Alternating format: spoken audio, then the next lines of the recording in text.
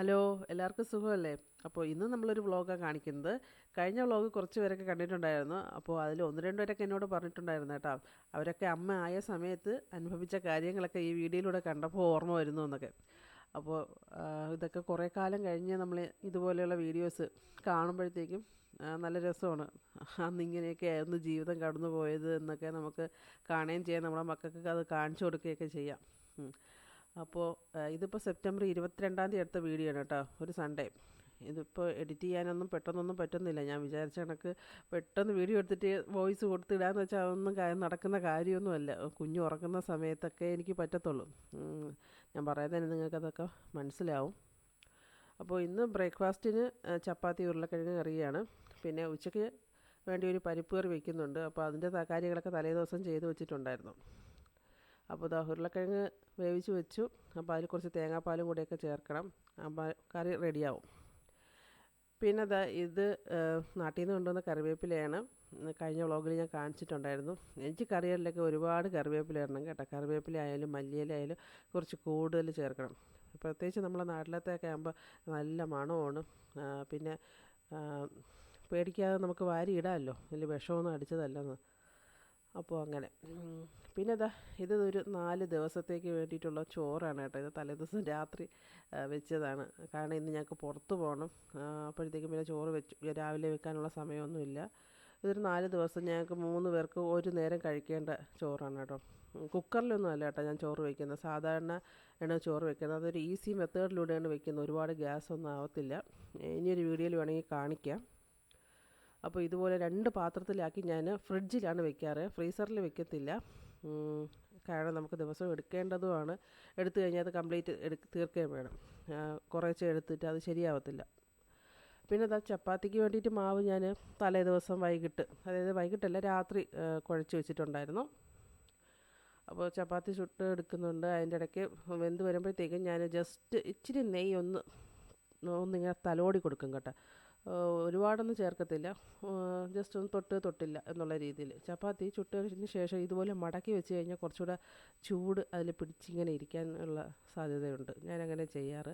അതും അല്ലെങ്കിൽ ഒരു കോട്ടൺ തുണി വിരിച്ചിട്ട് നമ്മൾ ഈ ചുട്ടുന്ന ചപ്പാത്തിയെല്ലാം അതിനകത്ത് വെച്ചിട്ട് പൊതിഞ്ഞ് കാസറോളിനകത്ത് വെച്ച് കഴിഞ്ഞാൽ നമ്മൾ ഈ ചൂടോടുകൂടി വെക്കുമ്പോഴത്തേക്കും ആ ഒരു ആവി ഉണ്ടല്ലോ, അതിങ്ങനെ ചപ്പാത്തിയിൽ പിടിച്ചിരിക്കത്തില്ല. ഇന്നിപ്പോൾ തുണി എവിടെ പോയെന്നൊന്നും ഞാൻ കണ്ടില്ല.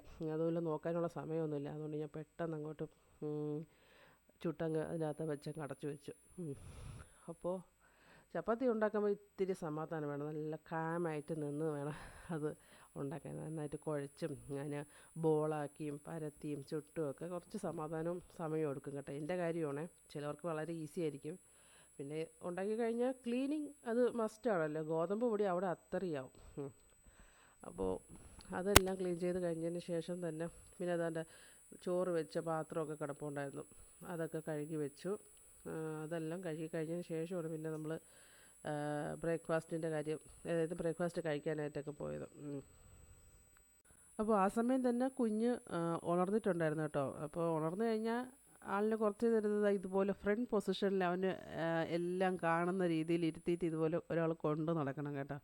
അപ്പോൾ ഹസ്ബൻഡ് ഉള്ളപ്പോൾ എപ്പോഴും ഇതുപോലെ ഇരുത്തിയിട്ട് കൊണ്ട് നടക്കും. ഇതാണ് ഇഷ്ടം, ഈ ഒരു പൊസിഷനാണ് ഇഷ്ടം ആളുടെ. അപ്പോൾ ബ്രേക്ക്ഫാസ്റ്റിനുള്ള കാര്യങ്ങളെല്ലാം ഞാൻ ടേബിളിലൊന്ന് സെറ്റ് ചെയ്ത് വെച്ചിട്ടുണ്ട്. ഇനിയിപ്പോൾ കുഞ്ഞുള്ളതുകൊണ്ട് ഞാനിപ്പോൾ കഴിക്കുന്നില്ല. അവനെ ആരെങ്കിലും ഒരാൾ ഇങ്ങനെ വെച്ചുകൊണ്ടിരുന്നാലേ പറ്റത്തുള്ളൂ. അപ്പോൾ ഹസ്ബൻഡും മോനും കഴിക്കട്ടെ, അത് കഴിഞ്ഞിട്ട് ഞാൻ കഴിക്കാമെന്ന് വിചാരിച്ചു. കേശു രാവിലെ ഇവിടെ ടി വി കണ്ടുകൊണ്ട് നിൽക്കുകയാണ്. വോൾട്ടായി നിൽക്കുകയെന്ന് പറഞ്ഞൊരു യൂട്യൂബ് ചാനലുണ്ട്. അത് ഇങ്ങനെ കണ്ടുകൊണ്ടിരിക്കുക സമയം. അത് ഭയങ്കര ഇഷ്ടമാണ് കാണാനായിട്ട്. ഇവിടെ ചപ്പാത്തിയും ഇതിൻ്റെ കൂടെ ഏറ്റവും ഇഷ്ടമുള്ള കോമ്പിനേഷൻ ഈ ഉരുളക്കിഴങ്ങ് കറിയാണ് കേട്ടോ. ഹസ്ബൻഡിനായാലും മോനായാലും. എനിക്കങ്ങനെ പ്രത്യേകതയൊന്നുമില്ല, ഞാൻ ഏത് കറിയാണെങ്കിലും കഴിച്ചോളും. അപ്പോൾ കേശുവിന് ചപ്പാത്തി ഇതുപോലെ ഒന്ന് ചെറുതായിട്ട് പിച്ച് വെച്ചെടുക്കാൻ പറഞ്ഞിട്ടുണ്ട്. അങ്ങനെ ചപ്പാത്തിയൊക്കെ ഒന്ന് പിച്ച് വെച്ചെടുത്ത് കറിയൊക്കെ ചേർത്ത് ഒന്ന് മിക്സ് ചെയ്ത് വെച്ച് കൊടുക്കുകയാണ്. അപ്പോൾ അത് കഴിഞ്ഞ് ഞാൻ കുഞ്ഞിനെ ഉറക്കി. അത് കഴിഞ്ഞ് വന്നിട്ട് ബ്രേക്ക്ഫാസ്റ്റും കഴിച്ചു. പിന്നെ ഉച്ചക്കത്തേക്കുള്ള പരിപ്പ് കറിക്ക് വേണ്ടിയിട്ടുള്ള അരപ്പൊക്കെ ചേർത്ത് അതൊന്ന് റെഡിയാക്കി വെക്കുകയാണ് കേട്ടോ. പിന്നെ നമ്മൾ അതിൻ്റെ കഴിഞ്ഞ ദിവസം തലേ ദിവസം വെച്ച ചിക്കൻ കറിയിൽ നിന്ന് ഒരു പാത്രം ചിക്കൻ കറി ഫ്രീസറിൽ നിന്ന് എടുത്ത് വെളി വെച്ചു കേട്ടോ. ഞങ്ങൾക്കൊന്ന് പുറത്ത് പോകണമല്ലോ, അപ്പോൾ ഉച്ചയ്ക്ക് വരുമ്പോഴത്തേക്ക് അത് ഐസൊക്കെ മാറി നല്ല സെറ്റായിരിക്കും. ഒന്ന് ചൂടാക്കി എടുത്താൽ മതി. അപ്പോൾ കുക്കിംഗ് കഴിഞ്ഞതിന് ശേഷം ഇനി എന്താ തലേദിവസം കഴുകി വെച്ച പാത്രമൊക്കെ അവിടെ ഉണങ്ങിയിരിപ്പുണ്ട്. അപ്പോൾ അതൊക്കെ എടുത്ത് അതത് സ്ഥാനത്ത് വെച്ച് അവിടേക്ക് ഇനി ഒന്ന് ക്ലീൻ ചെയ്യണം കേട്ടോ. മുമ്പാണെങ്കിൽ ഞാൻ ഉറക്കം എണീച്ച് വന്നു കഴിഞ്ഞ് അടുക്കളയിൽ കയറുമ്പോൾ ഫസ്റ്റ് അവിടെ ഒന്ന് ഒതുക്കിയിട്ട് മാത്രം വേണം കുക്കിംഗ് ചെയ്യാൻ കയറും. ഇപ്പം ഫുഡാണ് ഫസ്റ്റ് മുഖ്യമായിട്ട് ചെയ്യുന്നത്. അത് കഴിഞ്ഞിട്ടായിരിക്കും ഇതൊക്കെ ചെയ്യുന്നത്. കാരണം ഫുഡ് ഉണ്ടാക്കി വെച്ചാൽ ഒരു സമാധാനമുണ്ട്. കുഞ്ഞ് എപ്പോഴാണ് ഉണരുന്നതെന്നും അതിൻ്റെ കൂടെ നിൽക്കണ്ടേ നമുക്ക്. പിന്നെ ഞങ്ങളിത് ഇവിടെ ഇങ്ങനെ ഇട്ടാണ് അയൺ ചെയ്യാറ് കേട്ടോ. അല്ല സെപ്പറേറ്റ് അയണിങ് ടേബിളൊന്നും ഇവിടെ അങ്ങനെയില്ല. നല്ല വലിയ കൗണ്ടർ ടോപ്പാണ് നമുക്കിവിടെ ഉള്ളത്. നല്ല നീളവും വീതിയും ഒക്കെ ഉള്ളതാണ്. അപ്പോൾ ഇവിടെ ഇട്ടാണ് ഞങ്ങൾ അയൺ ചെയ്യാറ്. ഇവിടെ എനിക്ക് തോന്നുന്നു ഈ ഒരു ഭാഗത്ത് താമസിക്കുന്ന മിക്കവാറും പേര് കിച്ചണിൽ ഇതുപോലെ വലിയ കൗണ്ടർ ടോപ്പ് ആയതുകൊണ്ട് അവിടെ തന്നെയാണ് ചെയ്യാറെന്നാണ് തോന്നുന്നത്. അപ്പോൾ അത് കഴിഞ്ഞ് ഞാൻ ജസ്റ്റ് ഒന്ന് ഫ്രഷായി വന്നതിന് ശേഷം രണ്ടുപേരെ ഒരുക്കി. ദേവനാണെങ്കിൽ പുറത്ത് പോകാനൊക്കെ ഭയങ്കര ഇൻട്രസ്റ്റാണ്. കാരണം ഡ്രസ്സൊക്കെ മാറി എല്ലാവരും പുതിയ നല്ല ഡ്രസ്സൊക്കെ ഇടുമ്പോഴത്തേക്ക് ആൾക്കറിയാം നമ്മൾ എവിടെയോ പോകുന്നുണ്ട്. ഭയങ്കര ഹാപ്പിയാണ് ആ ഒരു സമയത്ത്. പക്ഷേ ഇപ്പോൾ ഇനിയിപ്പോൾ ഉറക്കം വരാനുള്ള ആ ഒരു മൂഡാണെന്ന് തോന്നുന്നു. അങ്ങനെ ഞങ്ങൾ ലിഫ്റ്റിൽ കയറി കാർ പാർക്ക് ചെയ്തതിൻ്റെ ബേസ്മെൻറ്റിലോട്ട് പോയിട്ടുണ്ട് കേട്ടോ. അപ്പോൾ ഇനിയിപ്പോൾ ഇവൻ്റെ ഈ ഒരു കാർ സീറ്റിലോട്ട് വെക്കുന്ന ഒരു സീറ്റാണ് ഇതിൽ വെച്ചേക്കണം. സ്റ്റോളറിൽ 2 സീറ്റുണ്ട് ഇതിൽ. അപ്പോൾ ഇതാകുമ്പോഴത്തേക്കും ആൾ ഉറങ്ങിക്കഴിഞ്ഞാൽ നമുക്ക് അവനെ എടുത്ത് വേറെ ഒന്നിലോട്ട് മാറ്റാതെ ഡയറക്റ്റായിട്ട് എടുത്ത് അതിലോട്ടൊന്ന് ഫിക്സ് ചെയ്താൽ മതി. എന്നിട്ട് സ്റ്റോളറിൻ്റെ ഒരു ബാക്കി ഭാഗം ഡിക്കിയിൽ വെച്ചേക്കും. പിന്നെ അത് ദേവിൻ്റെ ഡൈപ്പർ ബാഗാണ്.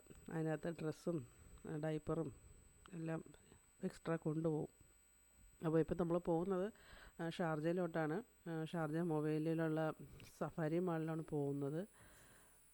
അങ്ങനെ ഒരു യാത്രയ്ക്ക് ശേഷം ഞങ്ങൾ അവിടെ എത്തി, സഫാരി മാളിലോട്ട് എത്തി. ഇവിടെ പിന്നെ എപ്പോൾ വന്നാലും നല്ല തിരക്കാണ് കേട്ടോ.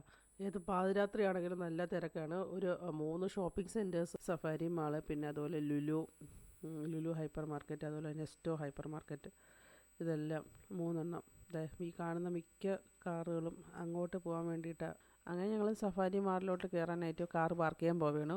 ഒത്തിരി സമയം വെയിറ്റ് ചെയ്തു കേട്ടോ. ഏകദേശം എനിക്കൊരു 15 മിനിറ്റോളം ഞങ്ങളവിടെ വെയിറ്റ് ചെയ്തു. കണ്ടില്ലേ ഫ്രണ്ടിലോട്ടൊക്കെ കാറുകൾ പാർക്കിങ്ങിന് വേണ്ടി വെയിറ്റ് ചെയ്ത് നിൽക്കുന്നത്. ഇവിടെ വന്നു കഴിഞ്ഞാൽ പാർക്കിംഗ് കിട്ടാറേ ഇല്ല. മിക്കവാറും നമ്മൾ പുറത്ത് കച്ച പാർക്കിങ്ങിലാണ് ഇടാറ്. അങ്ങനെ ഞങ്ങൾ മാളിനകത്തോട്ട് കയറി. പ്രതീക്ഷിച്ചിരിക്കാതെ തന്നെ എനിക്ക് ഇവിടെ നിന്നൊരു ഷൂ വാങ്ങേണ്ടി വന്നു കേട്ടോ.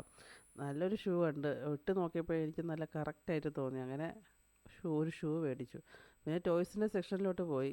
കേശുവിന് കാർസ് ഭയങ്കര ഇൻട്രസ്റ്റാണ്.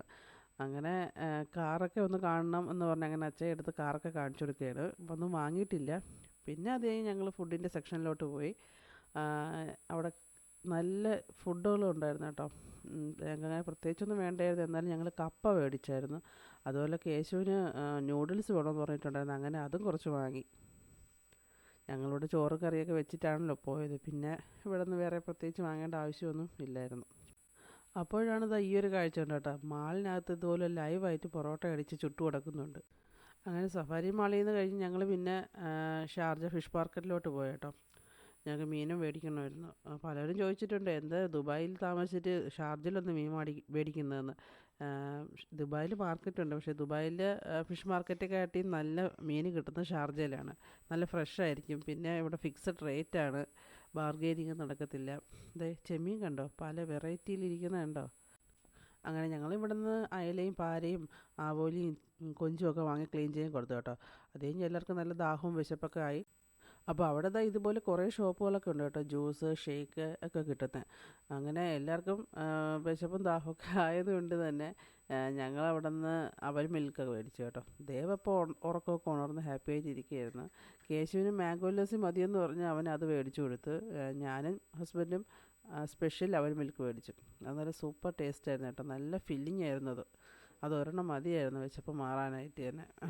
അങ്ങനെ വീട്ടിലെത്തി ചോറൊക്കെ കഴിച്ച് ഞാൻ ആ സമയത്ത് തന്നെ മീൻകറി അങ്ങ് വെച്ചു കേട്ടോ. ഇത് നാളത്തേക്കുള്ള മീൻകറിയാണ്. നാളത്തേക്കുള്ള പ്രിപ്പറേഷൻസാണ് ഇനി കാണുന്നത് കേട്ടോ. നാളത്തേക്ക് ഉച്ചയ്ക്ക് എന്ത് കഴിക്കണമെന്നുള്ളത് തലേ ദിവസം രാത്രി കറിയൊക്കെ റെഡിയാക്കും. പിന്നെ അത് നാട്ടിൽ നിന്ന് കൊണ്ടുവന്ന വാഴക്കൂമ്പ് അരിഞ്ഞുകൊണ്ടിരിക്കുകയാണ് കേട്ടോ. അപ്പോൾ നിങ്ങളിങ്ങനെയാണോ ചെയ്യാറ് ഒന്ന് പറയുക കേട്ടോ. ആ വാഴക്കൂമ്പിൻ്റെ ഓരോ പോളകളുണ്ടല്ലോ അത് നമ്മളിങ്ങനെ തൊലിച്ച് കളയണം. എന്നിട്ട് അതിനകത്ത് ആ കായായി വരുന്ന ഒരു പോർഷൻ ഉണ്ടല്ലോ, ആ ഒരു പോർഷൻ്റെ ആ ഒരു ഇത്രയും ഭാഗം, പകുതി ഭാഗം, അതായത് ആ പൂവിൻ്റെ അടുത്തോട്ട് പോവാതെ ആ ഒരു ഭാഗം ഇതുപോലെ കട്ട് ചെയ്ത് കളയണ്ട കേട്ടാ, അത് എടുക്കണം കേട്ടാ. അത് നല്ലതാണ് തോരൻ വെക്കാനൊക്കെ. അത് അരിഞ്ഞെടുത്തെന്നും പറഞ്ഞ് തോരൻ വയ്ക്കുമ്പോഴത്തേക്കും കയ്പ്പ് രസമോ അങ്ങനെയൊന്നും ഉണ്ടാവത്തില്ല. ഇതാ ബാക്കി ആ ഒരു ഭാഗമുണ്ട്, അത് കളയണം. അപ്പോൾ ഇതുപോലെ വാഴക്കൂമ്പ് അരിയുമ്പോൾ കയ്യിൽ കുറച്ച് എണ്ണ തേക്കണം. അതുപോലെ കത്തിയിലും കുറച്ച് എണ്ണ തേക്കണം, ചെറുതായിട്ട്. ഒരുപാട് എണ്ണ തേച്ച് കഴിഞ്ഞാൽ അത് തെന്നിപ്പോയി നമുക്ക് കൈയൊക്കെ മുറിയും. അപ്പോൾ ഇത് അരിഞ്ഞിടുമ്പോൾ ഇതുപോലെ വെള്ളത്തിൽ അരിഞ്ഞിടുക കേട്ടോ, മൊത്തത്തിൽ. ഈ ഒരു കാ മാത്രമല്ല, അത് കൊത്തി അരിഞ്ഞിടുമല്ലോ, അതും വെള്ളത്തിൽ തന്നെ അരിഞ്ഞിടണം. അപ്പോഴാണ് അതിൻ്റെ കറയൊക്കെ നന്നായിട്ട് പോകുന്നത്. നമ്മളല്ലാതെ ഡയറക്റ്റ് അരിഞ്ഞിട്ട് തോരൻ വയ്ക്കുന്ന കണക്കല്ല ഇത് ഇങ്ങനെ വയ്ക്കുമ്പോൾ. അപ്പോൾ വീട്ടിൽ അമ്മയും എൻ്റെ അമ്മാമ്മയൊക്കെ ഇങ്ങനെയാണ് ചെയ്യാറ്. അപ്പോൾ അതിൻ്റെ പോള മൊത്തവും നമ്മൾ ഉരിച്ചെടുത്തതിന് ശേഷം അതിനകത്തുള്ള ആ ഒരു പോർഷൻ അരിഞ്ഞ ശേഷം പിന്നെ അത് ഈ ഒരു ഇതിൻ്റെ ബാക്ക് വശത്ത് വേണം കൊത്തി അരിഞ്ഞിടാൻ. അതിൻ്റെ ആ ഒരു മണ്ടഭാഗം വെച്ച് കൊത്തി അരിയരുത്. അവിടെ അതിൻ്റെ വാഴയുടെ കാളാമുണ്ടോയെന്ന് പറയത്തില്ലേ, ആ ഒരു സംഭവം അത് ഉണ്ടാവും. അത് എടുക്കാറില്ല, അത് കളയാറ് പതിവ്. അപ്പോൾ ഇതുപോലെ കൊത്തി അരിഞ്ഞ് വെള്ളത്തിലിട്ട് ജസ്റ്റ് ഒന്ന് വാഷ് ചെയ്ത് അതൊന്ന് ഊറ്റി വെക്കണം. അങ്ങനെ അതിനെ ഒരു സ്ട്രെയിനറിൽ വെച്ച് ഊറ്റി എടുത്ത് കഴിയുമ്പോഴത്തേക്കും ആ വെള്ളം ഈർപ്പൊക്കെ മാറി അത് കഴിഞ്ഞ് നമുക്ക് തോരനാക്കാം. അങ്ങനെ വാഴക്കൂമ്പ് തോരനൊക്കെ റെഡിയായി. ഞാനിവിടെ ദുബായിൽ വന്ന സമയത്ത് ഇതുപോലെ ഇവിടെ നിന്ന് കടയിൽ നിന്ന് വാഴക്കൂമ്പ് വാങ്ങിച്ചിട്ടുണ്ടായിരുന്നു കേട്ടോ തോരൻ വയ്ക്കാൻ. തോരൻ വെച്ച് കഴിഞ്ഞപ്പോൾ എന്തോ ഒരു കയ്പ്പ് രസം. അത് പക്ഷേ ഈ വേറെ ഏതോ വാഴയുടേതായിരുന്നു കേട്ടോ, ഫിലിപ്പീൻ ബനാനയുടേതാണെന്നാണ് തോന്നുന്നത്. അങ്ങനെ മീൻകറിയും തോരനൊക്കെ റെഡിയായി. ഞങ്ങൾക്ക് രാത്രി ഓട്സാണ്, അപ്പോൾ ഓട്സും ഒക്കെ കാച്ചി വെച്ചേക്കാണ് കേട്ടോ. അപ്പോൾ ഇനിയിപ്പോൾ നമ്മൾ പോയപ്പോൾ എന്തൊക്കെ മേടിച്ചൊന്ന് കാണിക്കാം കേട്ടോ. സഫാരിയിലാണ് ഈ കരിപ്പോട്ടി കിട്ടുന്നത്, അവിടെ മാത്രമേ ഉള്ളൂ. ഈ ലുലുവിലൊന്നും ഞാൻ കണ്ടിട്ടില്ല, വേറെ എവിടെയെങ്കിലും കിട്ടുമെന്നും എനിക്കറിയത്തില്ല കേട്ടോ. സഫാരിയിൽ മാത്രമേ ഞങ്ങൾ കണ്ടിട്ടുള്ളൂ. അങ്ങനെ കരിപ്പോട്ടി വാങ്ങി, പിന്നെ ഒരു ഫുഡ് സ്റ്റോറേജ് ബോക്സ് വാങ്ങി, പിന്നെ കേശുവിന് ഇതുപോലൊരു ബ്ലോക്സ് കളിക്കാൻ വേണ്ടി വാങ്ങി കേട്ടോ. പിന്നെ എൻ്റെ ഓപ്പൺ ഷൂ, നല്ല ഷൂ കേട്ടോ, നല്ല ക്വാളിറ്റി ഉള്ള നല്ല ലെതറിൻ്റെ ഷൂ. കുറച്ച് ഹീൽസ് ഉള്ളത് എടുത്ത് കേട്ടോ, ഒരുപാടൊന്നും ഇല്ല ഹീല്, ജസ്റ്റ് എത്രയെങ്കിലും വേണമല്ലോ. അപ്പോൾ ബ്രസീൽ മെയ്ഡാണ് കേട്ടോ ഇത്, നല്ല ക്വാളിറ്റി ഉണ്ടത്. പിന്നെ ഞങ്ങൾ മേടിച്ചത് ഒരു ആട്ടിയ വെളിച്ചെണ്ണ മേടിച്ചു കേട്ടോ.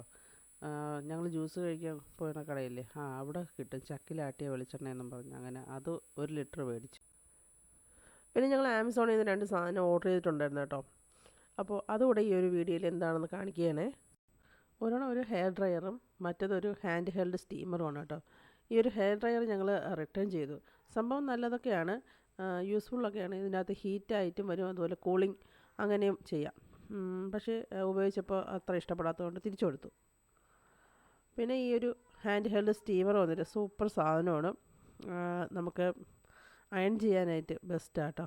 പ്രത്യേകിച്ച് നമ്മുടെ ഈ ഒരു ഷോർട്ടായിട്ടുള്ള ഡ്രസ്സുകളുണ്ടല്ലോ, ടീഷർട്ട്, ഷർട്ട്, കുർത്ത, അതുപോലെയുള്ള ഡ്രസ്സുകൾ എവിടെയെങ്കിലും ഹാങ് ചെയ്ത് ഇട്ടിട്ട് നമ്മൾ കൈകൊണ്ട് ഇങ്ങനെ ഒന്ന് പിടിച്ചു കൊടുക്കണം, അതേ ഉള്ളൂ. ഇതിൽ ആ കൂടെ ഒരു ബുദ്ധിമുട്ട് വരുന്നത് ആ ഒരു ഹാങ് ചെയ്തിടുന്ന ആ ഒരു ഇതേ ഉള്ളൂ കേട്ടോ, ബുദ്ധിമുട്ടായിട്ട് എനിക്ക് തോന്നിയത്. പിന്നെ നല്ല ട്രാവൽ ഫ്രണ്ട്ലിയാണ്, പിന്നെ ക്യൂട്ടാണ്. എവിടെയെങ്കിലും ഒന്ന് മടക്കി വെച്ചാൽ അവിടെ അങ്ങ് ഇരിക്കും. പിന്നെ ഇതിൻ്റെ തന്നെ വേറൊരു വേർഷനുണ്ട്, സ്റ്റാൻഡും കൂടെയൊക്കെ വരുന്നത്. അത് കുറച്ച് വലുതാണ്, കുറച്ച് സ്പേഷ്യസ് ആണ്, അത് വെക്കാനും കുറച്ചൊക്കെ സ്ഥലമൊക്കെ വേണം നമുക്ക്. അങ്ങനെ ഇത് ഉപയോഗിച്ചപ്പം കൊള്ളാം, നല്ലൊരു ഡിവൈസായിട്ടോ. അപ്പോൾ ഇത്രയൊക്കെ ഉള്ളൂ ഈ ഒരു വീഡിയോയിൽ. അപ്പോൾ വ്ളോഗ് എല്ലാവർക്കും ഇഷ്ടപ്പെട്ടെന്ന് കരുതുന്നു. ഇനിയും ഇതുപോലെയുള്ള വിശേഷങ്ങളായി വരാം കേട്ടോ. അപ്പോൾ ഓക്കെ, ബൈ.